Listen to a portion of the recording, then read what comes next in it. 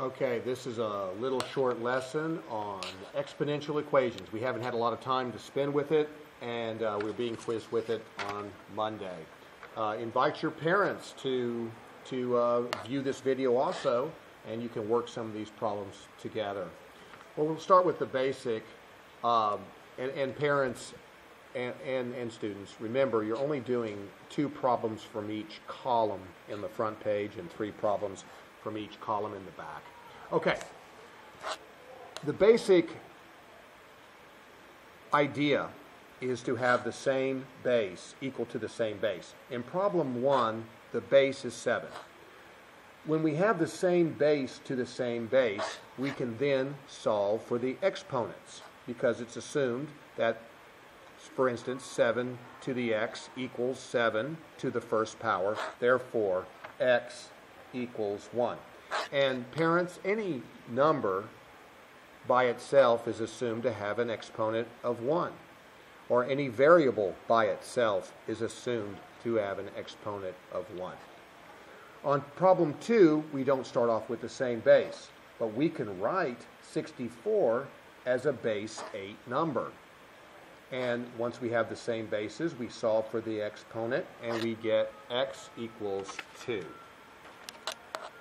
On number 3, we have the same base, and we, as I've explained earlier, 9 is to the first power. So we have x minus 5 equals 1.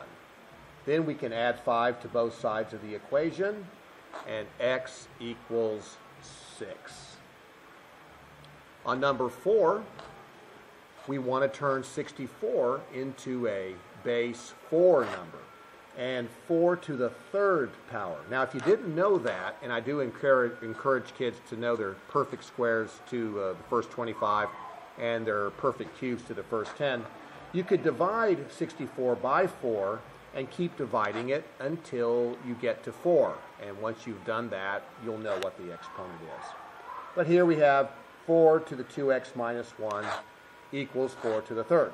So now we have the same base. We simply do 2x minus 1 equals 3. Add 1 to both sides. Divide both sides by 2, and you have x equals 2. All right, let's find some problems that are a little different than this. One we have is here, where we have an inverse. We have 7 and 1/7. Now, 1/7 is the multiplicative inverse of 7. In other words, if you multiply 7 times 1/7, you get 1. And a multiplicative inverse can be indicated with a negative exponent. So I can write 1/7 as 7 to the negative 1.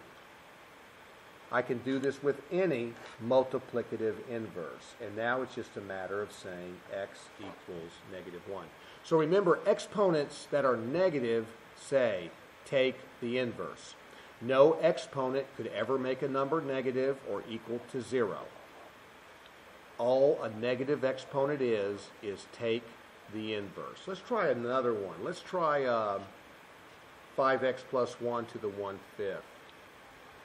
We have 5x plus 1. 1/5 is the multiplicative inverse of 5, so we can write it as 5 to the negative 1. Now it's just a matter of setting the exponents equal to each other. I'm going to subtract 1 from both sides, and I get x equals negative 2. Okay, let's flip the page over, and let's do one of the really, really hard ones down here. Okay, we have 1/8 and 1/16. I've got to turn that into the same base, and 8 will not work, and 16 will not work. But we should try the easy bases first, like 2, and 2 does work. Remember, 2 to the third power is 8. So I can write 1/8 as 1/2 to the third power, because 2 to the third power is 1/8.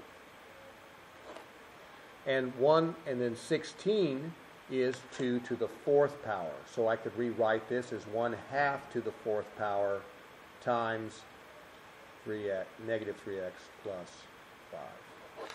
Okay, so I have the same base now. I have 1/2 and 1/2. Now we have to use the distributive property. I've got to multiply this outside number by both the inside terms. So 3 times x is 3x. 3 times 2 is 6. 4 times negative 3x is negative 12x. And 4 times 5 is 20. Now I've got to use a little algebra. I'm going to add 12x to both sides. And 12 plus 3 is 15. And I'm going to subtract 6 from both sides. So 6 minus 6 is 0, of course. And 20 minus 6 is 14. And now I just have to divide 14 by 15. And that isolates the x. And my answer is x divided by equals 14 divided by 15.